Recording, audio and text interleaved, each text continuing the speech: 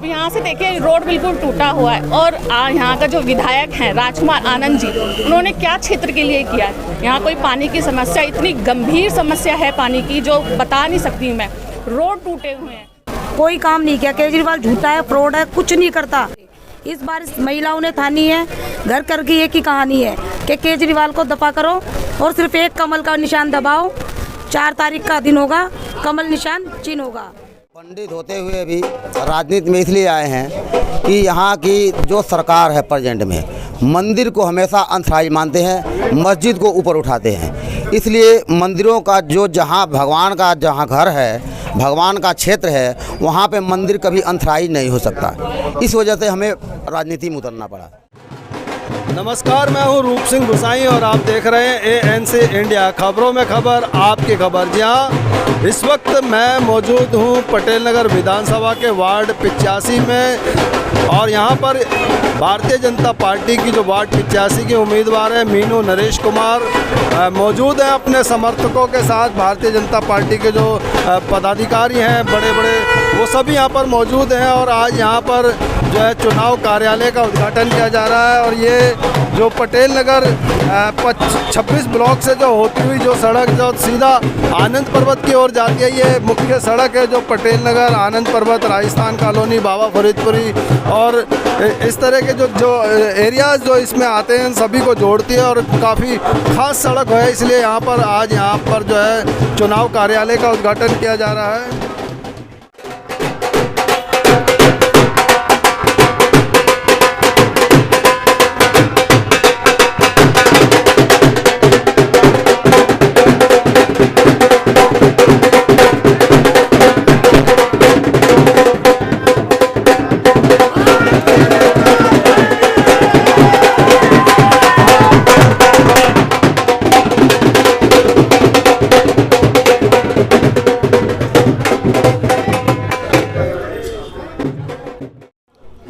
हमारे साथ वार्ड 85 की जो प्रत्याशी हैं भारतीय जनता पार्टी की मीनू नरेश कुमार जी हमारे साथ हैं, आपके सामने हैं। आइए चलिए मिलते हैं इनसे और जानते हैं कि ये क्षेत्र में किन मुद्दों को लेकर के आई हैं और वो जीतने के बाद आपके लिए क्या सुविधाएं मुहैया कराने वाली हैं।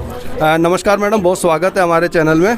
नमस्कार भाई साहब, आपका भी बहुत बहुत स्वागत है। मैं क्षेत्र में सिर्फ पानी और ये टूटी सड़कों को इस मुद्दे पे चलने वाली हूँ, जो कि बहुत ज़्यादा गंदगी है यहाँ, पानी की समस्याएं सबसे ज़्यादा मैंने देखा। क्षेत्र में जाके महिलाओं से मिली, सिर्फ मुझे जानकारी यही मिली है कि पानी की समस्या बहुत ज़्यादा है। जो महिलाएँ सारा दिन पानी भरेंगी, रात को खाना कैसे बनाएंगी? और देखो घर में खाना भी ज़रूरी है और सड़कों पे अगर बच्चे ढंग से चल नहीं पाएंगे, गिरेंगे तो चोटें लगेंगी। काफ़ी चीज़ ये मुद्दे रहेंगे और इसी से हम चुनाव लड़ेंगे, आगे जीत के भी आएंगे। और मैं यही सबसे यकीन दिलाना चाहती हूँ कि हम जीतेंगे, ज़रूर जीतेंगे और सबका काम भी करूँगी। मैडम नमस्कार, बहुत स्वागत है। बताएं, आप फरीदपुरी की निवासी हैं। हाँ जी। और फरीदपुरी में किस तरह की समस्याएं हैं और आप मैडम से किस तरह की उम्मीद रखते हैं कि वो आपके लिए क्या कर पाएंगी? हाँ जी, मैं मधु हूँ, मैं फरीदपुरी की निवासी हूँ। मैं ये बताना चाहूँगी यहाँ पानी की बहुत ज़्यादा समस्या है, क्योंकि जो कनेक्शन थे वो भी काट दिए गए थे और हमें पानी के लिए कम से कम 4 महीने से हम बहुत परेशान थे, बाहर से पानी लेते थे। दूसरा बच्चों की पढ़ाई की समस्या है और महिलाओं को यहाँ पर सुरक्षित नहीं है फरीदपुरी में। और हम उम्मीद करेंगे अपने पार्षद से कि हम महिलाओं की सुरक्षा के लिए आए। उनकी पेंशन नहीं है, बहुत सारी समस्याएं हैं जो कि हम चाहते हैं कि वो दूर हो जाए। जैसे कि अभी मधु जी ने बताया कि सबसे ज़्यादा समस्या यहाँ महिलाओं की पानी की है, तो मैं चाहूँगी और अगर इस बार तीनों निगम एक हुए हैं तो अगर हमें फंड मिलता है, सबसे पहले मैं पानी का मुद्दा करना चाहूँगी कि पानी की समस्याएं ख़त्म हो। जो हमारी महिलाएं बहुत परेशान हैं, नहा नहीं पा रही हैं, काम नहीं हो पा रहा, उनसे सिर्फ पानी का मुद्दा सबसे ज़्यादा हमारे क्षेत्र में रहा है, वो मैं ठीक करके दिखाऊंगी। और दीदी आप बताइए। यहाँ सबसे ज़्यादा प्रॉब्लम पानी की ही है। फरीदपुरी में पानी बहुत दिक्कत होता है पानी का, और हमारी मीनू जी उस काम के लिए आगे बढ़ी हैं और इनका साथ देना है और इनको भारी मतों से विजयी बनाना है। धन्यवाद। मैं एक सवाल पूछना चाहूँगा कि आप पानी के मुद्दों को लेकर के लड़ने वाली हैं, लेकिन पानी जैसे कि दिल्ली सरकार के अधीन आता है जल बोर्ड के, तो किस तरह से आप उसका समाधान करेंगी? मैंने एक बार मैं अभी पंजाबी बस्ती में गई तो महिलाओं ने यही बात मुझसे पूछी कि अगर फंड नहीं मिलेगा तो हम किस प्रकार इस लड़ाई को लड़ेंगे। मैंने उनसे बात की, मैंने कहा देखो अगर फंड नहीं मिलेगा तो मेरा विश्वास तो ज़रूर है कि हम सब महिलाएं मिला के थोड़ा थोड़ा पैसा एकत्रित करके उन क्षेत्रों में थोड़ा थोड़ा सा बोरिंग करा के उनकी समस्याओं को दूर ज़रूर करूँगी। बहुत बढ़िया। नेक इरादे हो, मन में अगर विश्वास हो कुछ करने की, तो वो किसी भी तरीके से किसी भी रास्ते पे चल करके उस काम को किया जा सकता है। हमारे साथ कुछ और भी महिलाएं, जैसे कि अभी इन्होंने महिला सुरक्षा की बात की थी, तो दिल्ली में बढ़ते अपराध को लेकर के और जगह जगह जैसे अभी श्रद्धा केस है और इस तरह के तमाम केस भारत में हमारे देखने को सुनने को मिलते हैं।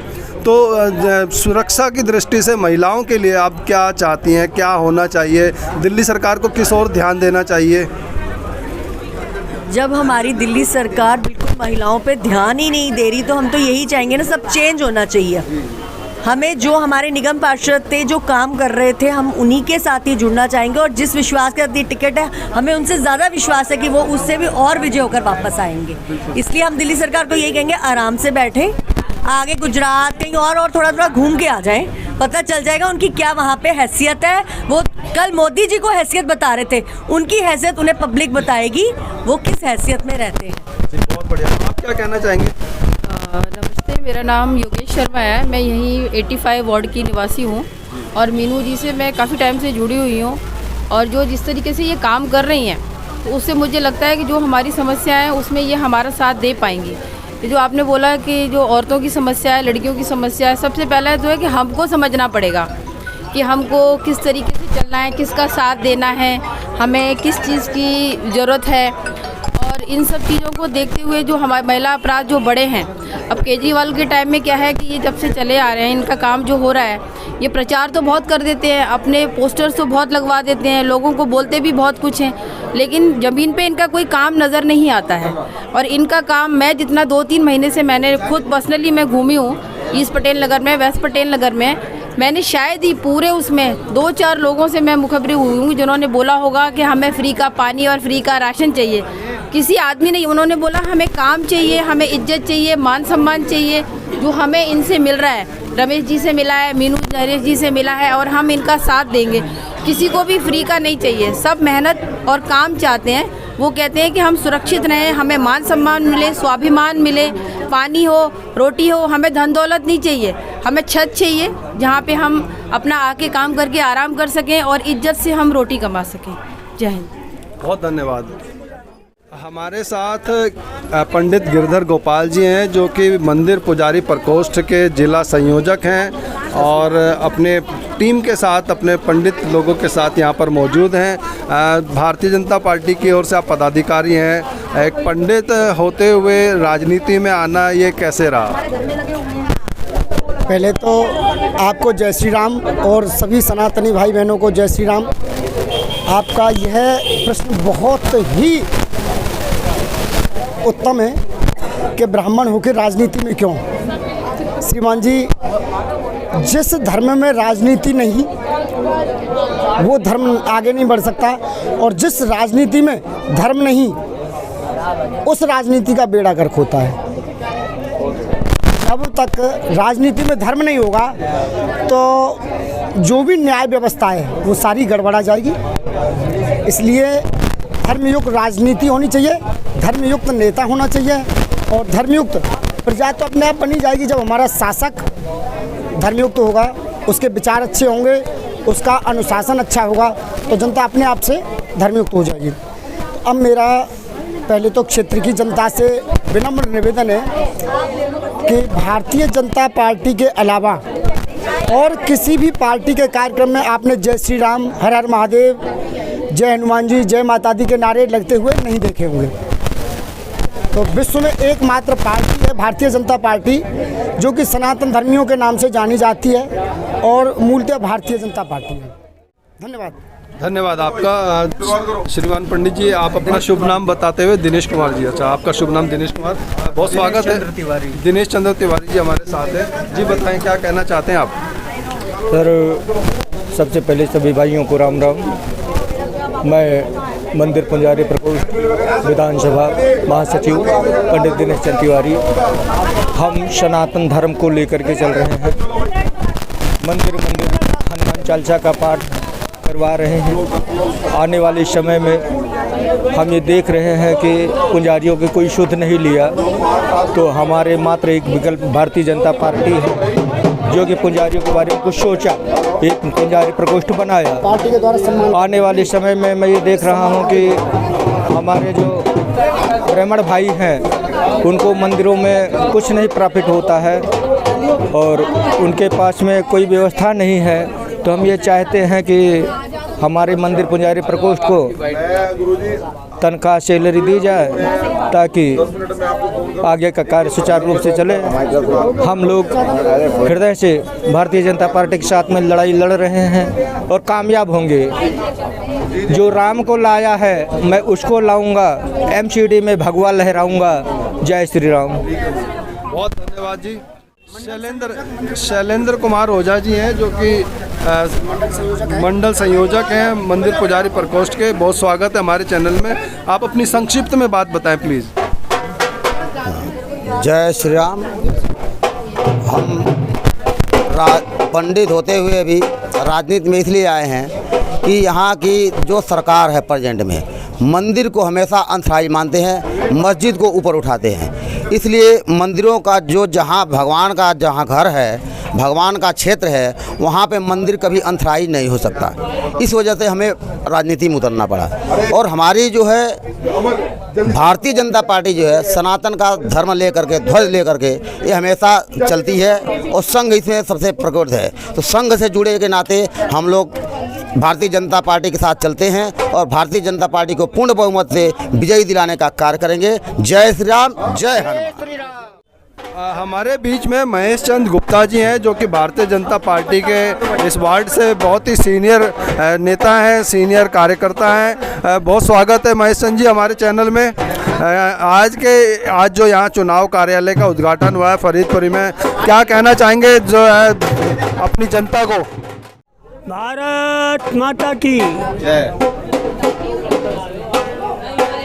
मेरे प्यारे साथियों, आप सबको मालूम होना चाहिए कि आज हमारे फरीदपुरी के अंदर, हमारे इलाके के अंदर हमारे बीजेपी का एक दफ्तर खुला है।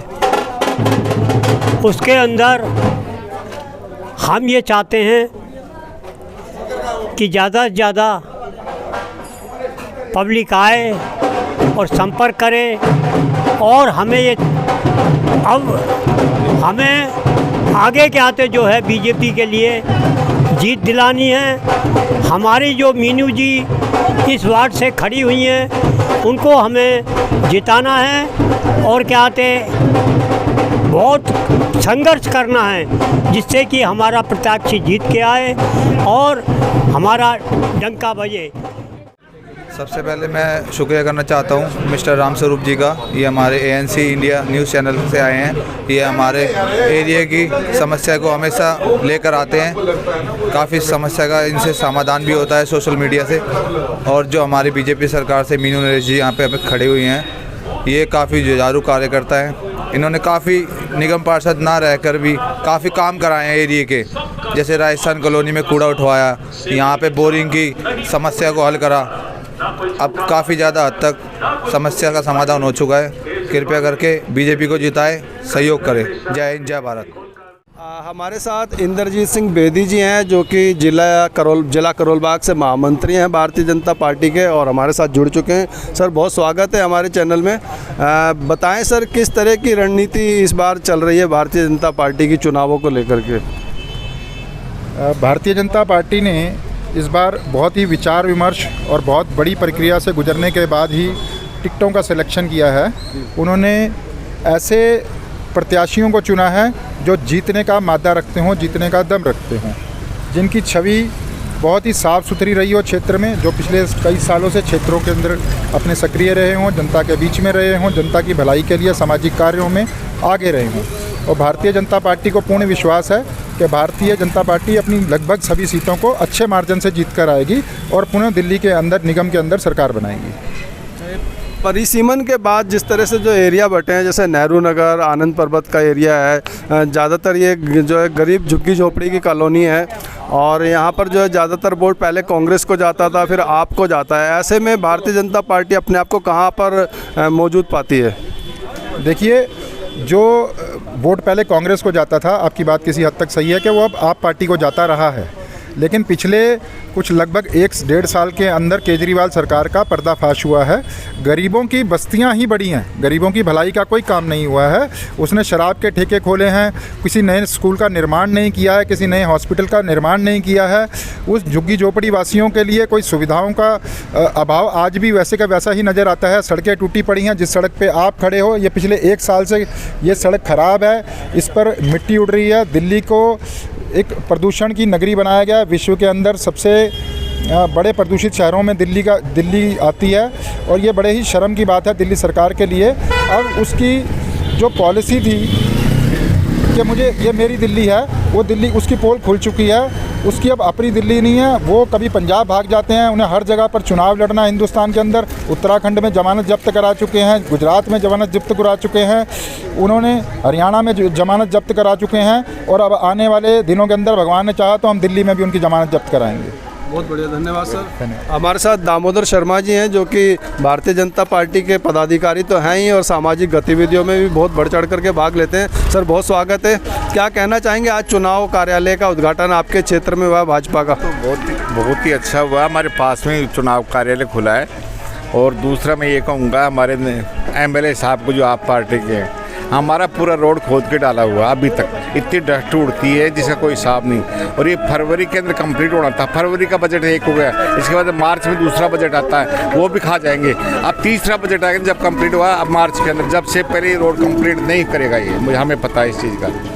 तो मैं तो ये कहूँगा, अगर उसको कुछ करना है तो ये हमारा रोड कंप्लीट करें। डस्ट टूट रही है, इतनी वो आती है, मतलब मास्क लगा के घूमना पड़ता है हमारे यहाँ पे। तो मैं तो यही कहूँगा, हाथ जोड़ के विनती है कि आप कम से कम अपने क्षेत्र का तो ख्याल रखें। तो इसलिए हम बीजेपी से जुड़े हुए हैं, बीजेपी के कार्यकर्ता हैं, और बीजेपी को हम वोट दिलाएंगे, और ज़ोर शोर से दिलाएंगे हम बीजेपी को वोट। Thank you sir. बहुत धन्यवाद सर। तो ये थे दामोदर शर्मा जी, और इसी के साथ मैं रूप सिंह गुसाई यहाँ भारतीय जनता पार्टी के जो कार्यालय का जो उद्घाटन हुआ है, यहाँ से बाबा फरीदपुरी से, जो कि काले के ढाबा के सामने है, यहाँ से आप सभी से विदा लेता हूँ। जल्द अगली खबर में मिलूँगा, तब तक के लिए आप अपना बहुत ख्याल रखिएगा। नमस्कार, धन्यवाद।